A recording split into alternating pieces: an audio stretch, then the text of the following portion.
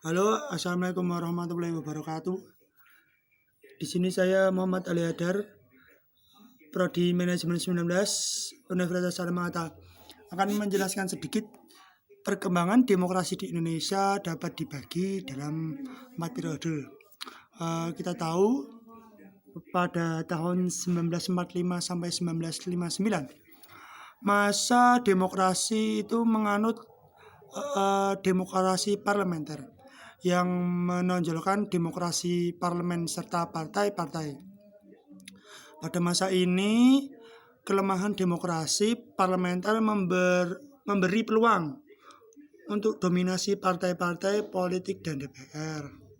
Akibatnya, persatuan yang digalang selama perjuangan melawan musuh ya, Belanda maupun Portugis maupun yang lainnya,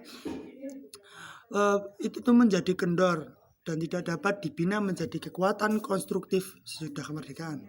Kemudian Indonesia juga menganut demokrasi terpimpin, tepatnya pada tahun 1966 sampai dengan 1965,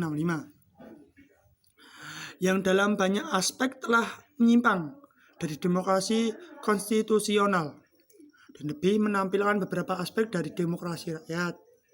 Masa ini ditandai dengan dominasi presiden. Pada demokrasi ini, pada saat itu Soekarno dilantik menjadi presiden selamanya.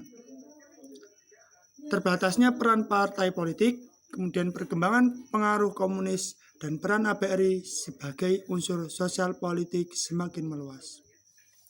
Kemudian periode 1966 sampai 1998. Masa demokrasi Pancasila era Orde Baru, atau bisa kita tahu masa Orde Pembangunan, karena di situ Presiden Soekarno banyak membuat perubahan baik bidang ekonomi, politik maupun sosial budaya. Yang demokrasi ini menganut demokrasi konstitusional yang menonjolkan sistem presidensial. Landasan formal periode ini adalah Pancasila UUD 1945 dan ketetapan MPR atau MPRS maksud saya, dalam rangka meluruskan kembali penyelewengan terhadap UUD 1945 yang terjadi di masa demokrasi terpimpin. Namun dalam perkembangannya peran presiden semakin dominasi terhadap lembaga-lembaga negara lain.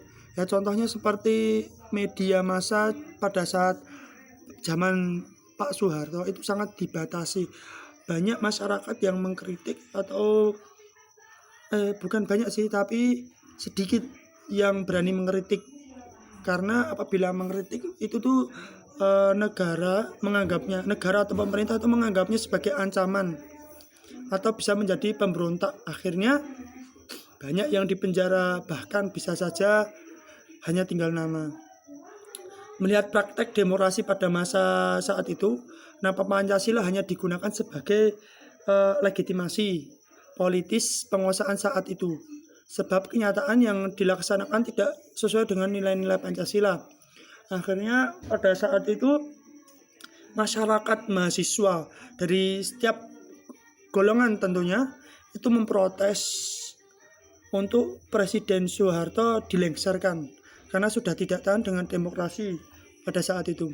Akhirnya pada tanggal 21 Mei 1998 kalau tidak salah, ya 1998 itu Soeharto resmi dilengsarkan dan seperti dikatakan di UUD bahwasanya apabila presiden lengser atau turun dari masa jabatannya maka akan digantikan oleh wakil presiden. Pada saat itu wakil presidennya B.J. Habibie.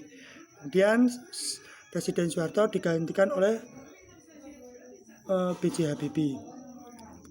Nah, kemudian pada periode selanjutnya tahun 1999, tepatnya setelah reformasi sampai sekarang, Indonesia menganut demokrasi Pancasila era reformasi dengan berkat pada kekuatan multipartai yang berusaha mengembalikan perimbangan kekuatan multipartai yang berusaha mengembalikan perimbangan kekuatan antara lembaga negara, eksekutif, legislatif maupun yudikatif. Pada masa ini peran partai politik kembali menonjol, sehingga iklim demokrasi itu memperluas nafas baru. Maksudnya di sini tuh demokrasi kembali terjadi, masyarakat bebas mengeluarkan aspirasi tentunya dengan batasan-batasan tertentu. Kemudian demokrasi semuanya di tangan rakyat. Maksudnya gini, dari rakyat oleh rakyat untuk rakyat, ya. Maka praktek demokrasi tatkala pemilu memang demikian. Maksudnya masyarakat memegang penuh. Namun dalam pelaksanaan setelah pemilu banyak kebijakan tidak mendasarkan pada kepentingan rakyat, melainkan lebih ke arah pembagian kekuasaan antara presiden dan partai politik dalam DPR. Dengan lain perkataan, model demokrasi era reformasi dewasa ini kurang mendasarkan pada keadilan sosial bagi seluruh rakyat Indonesia.